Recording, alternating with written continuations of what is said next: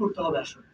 মানে আমি সাপোজ আহত, আমি আমার এখানে আমি নিজে নমিনি, আমার এনআইডি কার্ডের সাথে বিকাশ নাম্বারটাও আমার এনআইডি দিয়ে খোলা থাকতে হবে, যেন ম্যাচ করে। কারণ এই বিকাশ দিয়ে অনেকভাবে প্রতারণা শুরু হয়েছে। আমাদের এখানে ফাইল এসেছে, যায়নি কিন্তু আমরা ধরে ফেলেছি অলরেডি, চেষ্টা করছি। আমাদের এখানে এমন অনেক ফাইল এসেছে যারা নিজের এখন বানিয়ে আনছে ওইভাবে, বিভিন্ন হসপিটাল থেকে, প্রাইভেট হসপিটাল থেকে ডাক্তারদের সাইন, ইভেন ওই সাইন তারা নীলক্ষেত বানাচ্ছে, এই প্রুফও আমাদের এখানে আছে। তো আমাদের অনেক বেশি চ্যালেঞ্জ ফেস করতে হচ্ছে যেন আমাদের এই লিস্টটা প্রশ্নবিদ্ধ না হয়। এরপরে আমাদের যে সমস্যাটা হচ্ছে প্রয়োজনীয় ডকুমেন্টস গুলো। আমার কোনো একটা হসপিটালে অবশ্যই তার ভর্তির অথবা ছাড়পত্রের একটা প্রুফ থাকতে হবে।